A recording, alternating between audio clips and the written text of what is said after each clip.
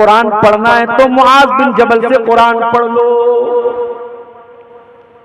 एक मर्तबा अल्लाह के नबी मुआज बिन जबल को यमन भेज रहे थे, यमन का गवर्नर बना करके भेज रहे थे, और अल्लाह के प्यारे नबी पैदल चल रहे थे और मुआज बिन जबल ऊँटनी के ऊपर सवार थे।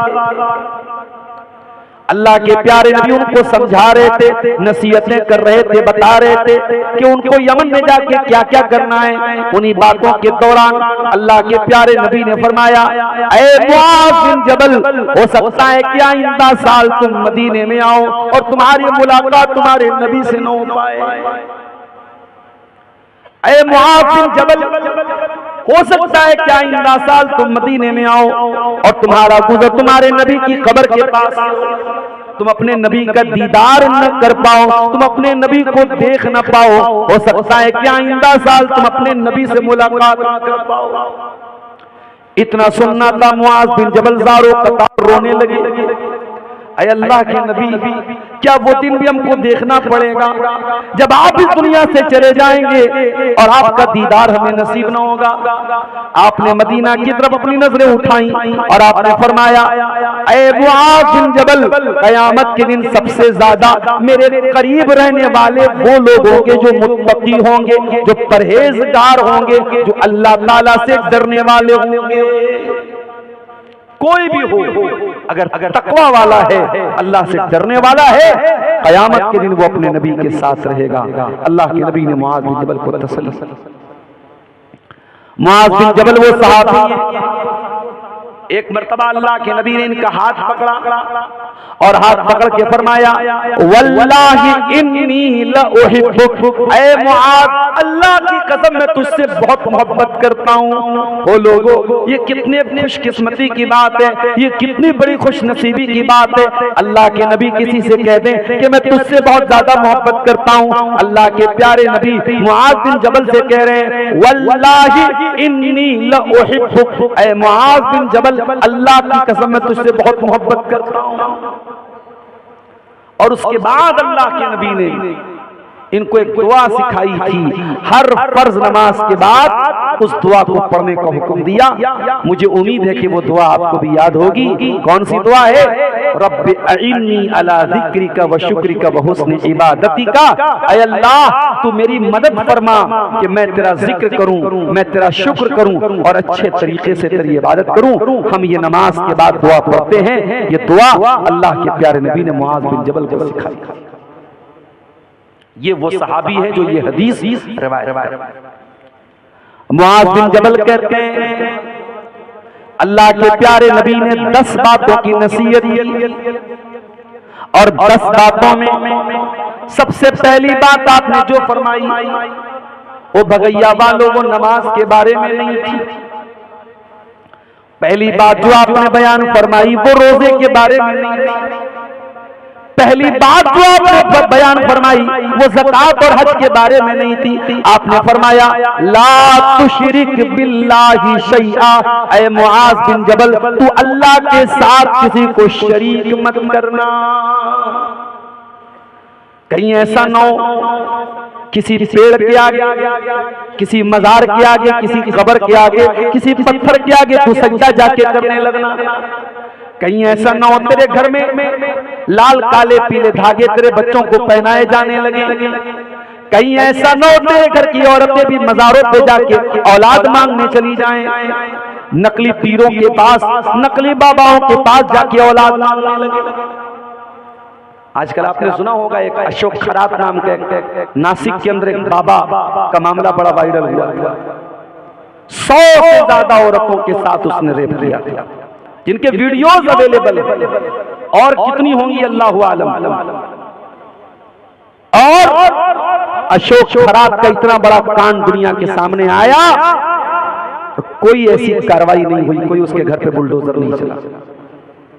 और अभी अमरावती महाराष्ट्र का एक वाकया जब सामने आया, सिर्फ मुस्लिम नाम आ गया, अयान नाम के एक नौजवान लड़के का नाम आया, और हकीकत ये थी उसने भी जो हरकत की इंतहाई गिरी हुई और कमीनेपन की हरकत की।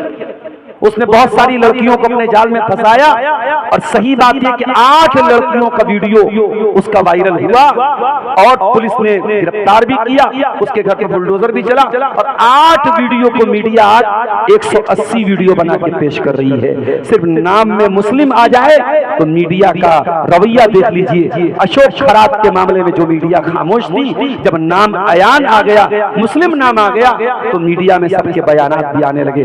हम तो एक ही गुजारिश करेंगे, मीडिया वालों से भी करेंगे और कानून के रखवालों से भी करेंगे कि हम जिस कानून को मानते हैं और जो हमारे भारत का संविधान जो कहता है, वो कानून किसी धर्म की बुनियाद पर, किसी जाति की बुनियाद पर, किसी के मजहब की बुनियाद पर कोई भेदभाव नहीं करता है।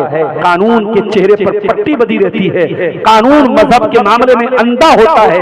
अगर कानून का पालन हो रहा है तो सबके साथ होना चाहिए। और मेरे प्यारे साथियों, अयान नाम के उस लड़के की ये जो हरकत थी, उससे ये भी पता चला कि अगर हमने अपने जवान बच्चों और बच्चियों के हाथ में मोबाइल दिया है तो हम सिर्फ उनको उनका पासवर्ड जानने की कोशिश न करें, हम ये भी जानने की कोशिश करें कि हमारा बेटा वो उसके अंदर हया है कि नहीं है। उसका पासवर्ड हमें मालूम हो जाए, ये उतनी बड़ी बात नहीं है। हमारा बच्चा और हमारी बच्ची अगर हया वाली नहीं है तो इस तरीके के कांड मेरे प्यारे साथियों और भी सामने आते चले जाएंगे।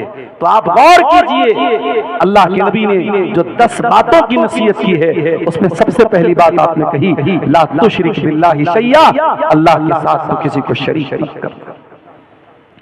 इस धरती के ऊपर सबसे बड़ा पाप अगर कोई है, सबसे बड़ा गुनाह अगर कोई है, तो अल्लाह के साथ शिर्क करना है। हजरत लुकमान अपने बच्चे से कहते हैं, या बुनैया ला तुशरिक बिल्लाह, ऐ मेरे बच्चे तू अल्लाह के साथ शिर्क न करना, इन्न शिर्क लज़ुल्मुन अज़ीम, शिर्क दुनिया का सबसे बड़ा पाप है। अल्लाह कुरान में 18 नबियों का तस्करा करने के बाद कहता है, वलौ अशरकू लहबिता अन्हुम मा कानू यामलून। हमारे 18 नबियों ने भी अगर अल्लाह के साथ शिर्क किया होता, उनकी तमाम की तमाम नेकियां बर्बाद हो गई होती, उनके तमाम के तमाम अमाल बर्बाद हो गए होते। अल्लाह कुरान में अपने आखिरी नबी से कहता है, वलक़द ऊहिया इलैका व इलल्लज़ीना मिन क़ब्लिका लइन अशरकता लयहबतन्न अमलुक व लतकूनन्न मिनल खासिरीन। ऐ मेरे नबी, अगर आपने भी शिर्क कर दिया तो आपकी भी तमाम नेकियां बर्बाद हो जाएंगी। शिर्क तमाम नेकियों के लिए जहर का काम करता है।